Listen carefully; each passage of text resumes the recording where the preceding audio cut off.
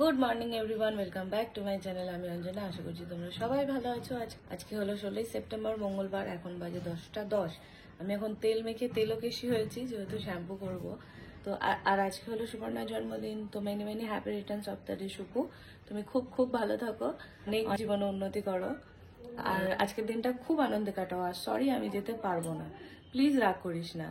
তো যাই হোক, এখন সকালবেলা টিফিন করেছি, রুটি আলু ভাজা, সৌরভকে দিয়ে দিয়েছি, বাজারে নিয়ে চলে গেছে। আর আমি এখন বিছানা তুলবো। আর আজকে তো খুব তাড়া।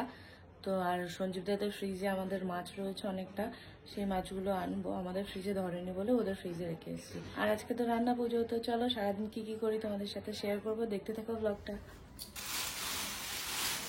আর এগুলো ভালি দেওয়া, এইগুলো বড় ইলিশ, এই দুটো আগে পেয়েছিল বলে এনে রেখেছে। আর এইগুলো ছোট ছোট, আর বড় ইলিশ পায়নি। প্রচন্ড দাম বাজারে, প্রচন্ড। এই রুটিটা খেতে দারুণ লাগে, মাঝখানে চিনি দেওয়া, একটু মিষ্টি মিষ্টি। এটাকেও কিনতে হবে, এটার নাম হতে পারে এটা ধরা মধ্যে সঙ্গে ভাই।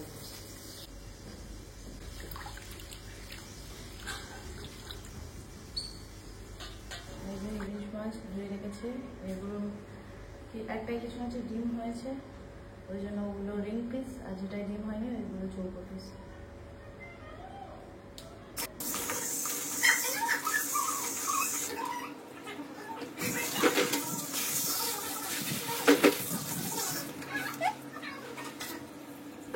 এখন বাজে দুপুর 3:40।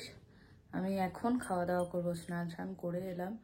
সব কাজ মানে যতই আগে থেকে কাজ গুছিয়ে রাখি, তাও আজকের দিনে লেট হবেই, 3:30 4টে বেজে যাবেই। আর আজকে যদি আরো রান্নাঘর পরিষ্কার করা থাকতো তাহলে তো আরও লেট হয়ে যেত, মানে সে বিকেল 5টা বেজে যেত। তো ওই জন্য আগে থেকেই করে রাখি।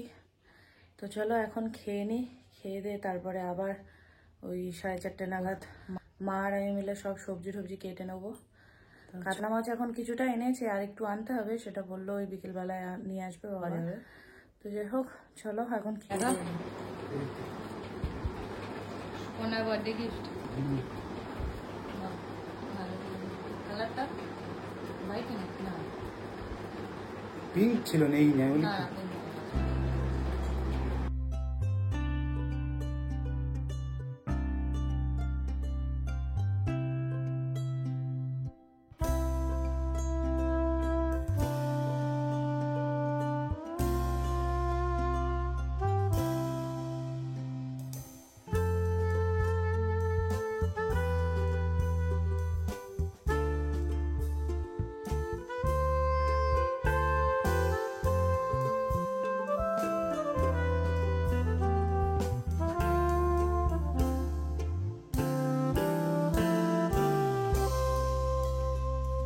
এই হচ্ছে মাছের পোটলা, এটা পমফ্রেট, মানে চিংড়ি তোপসে, আর এখনো কাতলা ফ্রিজে আছে।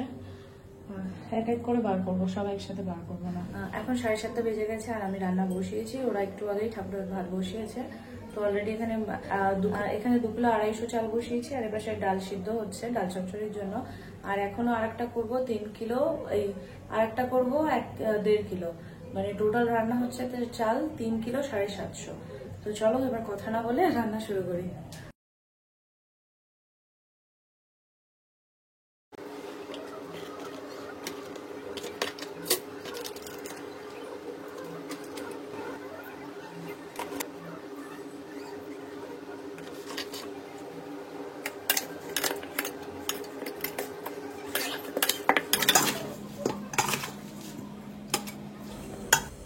তেল বসিয়ে দিয়েছি, বড় ওভেনটা বার করেছি, বড় কড়াই।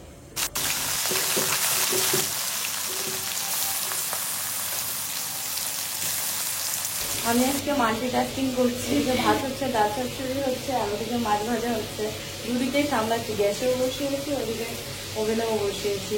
এখানে 2 কিলো 250 চালের ভাত হচ্ছে এখন।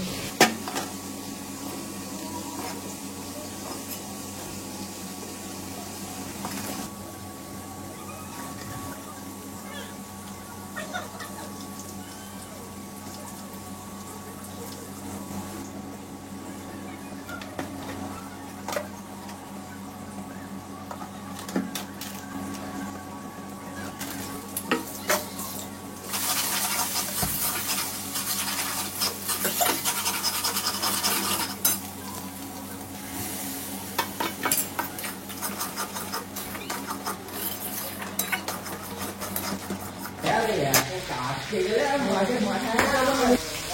যে কাতলা মাছ ভাজা হবে এবার।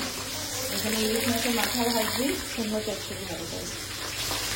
আর এখানে আড়াখালি ভাত হচ্ছে, এটা হচ্ছে 1.5 কিলো চাল বসিয়েছি। কুমড়ো চচ্চড়ি হচ্ছে ইলিশ মাছের মাথা দিয়ে, আর এখানে হচ্ছে ইলিশ মাছ ভাজা। যখন আমরা হচ্ছে পমফ্রেট আর কাতলা ভাজা হয়ে গেছে। যেমন চিংড়ি মাছ ভাজাও শেষ। 5 রকমের মাছ, চিংড়ি মাছ, ইলিশ মাছ, কাতলা মাছ, পমফ্রেট মাছ, এখানে তোপসে মাছ। এখানে ডাল চচ্চড়ি হয়ে গেছে, ওখানে কুমড়ো চচ্চড়িও হয়ে গেছে, মা নামাচ্ছে। কুমড়ো চচ্চড়িও হয়ে গেছে। দেখো এখন রাত 11:15 বাজে, এখন মাছ ভাজা শেষ হলো, এখনো সবজি ভাজা হবে। আর সাহেবদের দেবে বলে এখন গুছিয়ে দেবো। অল্প কিছু সবজি একসাথে ভেজে দিচ্ছে, ওটা সাহেবদের দেবে। আর সৌরভ গেছে সুপর্ণা দেবে। চিচিঙ্গে ভাজা, কলা ভাজা, আলু ভাজা, জায়গা নেই তাই এইভাবে রেখেছি। এখানে পটল আর বেগুন ভাজা, পটল ভাজা।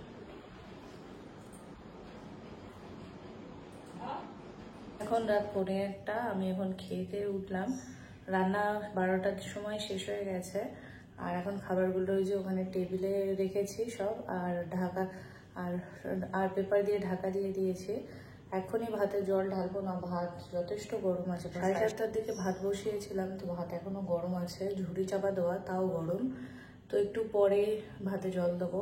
যতক্ষণ জেগে আছি ভাবছি একটু এডিট করব ভিডিও, তো যতক্ষণে এডিট করব ততক্ষণে জেগে থাকি।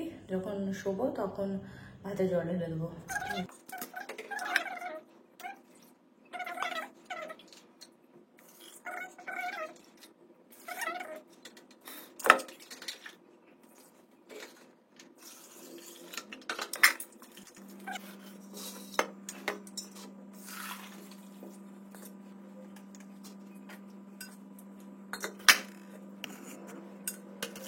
পাল্টেছি, এবার এটাই দিয়ে রেখে দেবো।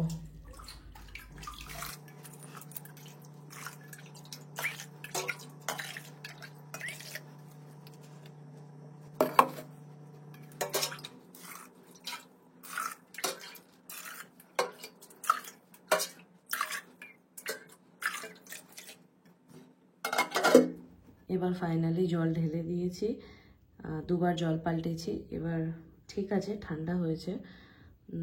এবার এরকমই থাকবে। এবার আর এই জলটায় হাত দেবো না, এবার এইভাবে ঢেকে রেখে দেবো। ভাতটা রান্না করেছি টাইম কলের জলে, আর ঢেলেওছি টাইম কলের জল। কারণ টাইম কলের জলে রান্না করলে না ভাতটা পুরো সাদা হয়, একদম ধবধবে সাদা, আর তার সাথে ভালোও থাকে বেশ, ভাত খারাপ হয় না। তো ওই জন্য টাইমের জল ভরে রেখেছিলাম। ওইটায় ভাত রান্না, রোজই ভাত রান্না করি টাইমের জলেই, কিন্তু আজকে আবার ওই জলটা ঢেলেও রেখেছি। কালকে আবার যখন জল আসবে দুপুরে, তখন আবার জলটা পাল্টে দেবো, তাহলে পান্তা ভালো থাকবে। আর এবার এত ভাত রান্না করার কারণ হচ্ছে লোকজন আসবে, আত্মীয় স্বজন নিজেদেরই। 29-30 জন মতো লোক হিসেব হয়েছে। এবার দেখি কজন আসে আর কজন আসে না। আর মাছও অনেকটাই হয়েছে। মাছ প্রতি বছরই অনেকটাই আনে, কারণ আমাদের বাড়ি মাছ ভাজা প্রচুর খাওয়া হয়, তো মাছটা সবসময় বেশি থাকে।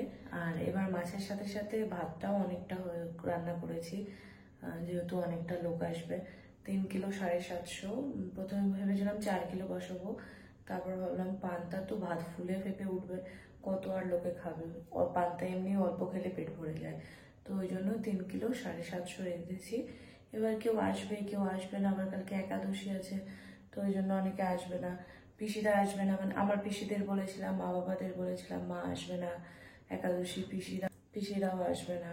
আর আমার বাবা তো পান্তা খেতে আসবে না, সে খাসির মাংস ছেড়ে পান্তা একদমই রাজি না। বিশ্বকর্মা পুজো কালকে, আর আমাদের বাড়িতে খুব মাংস রান্না হয়, আমরা রাতে খেতে যাই প্রতিবারই। সৌরভের আবার জ্বালা, ও দুবেলা পান্তা খাবে না, অনেক কষ্টে একবেলাই পান্তা খায়।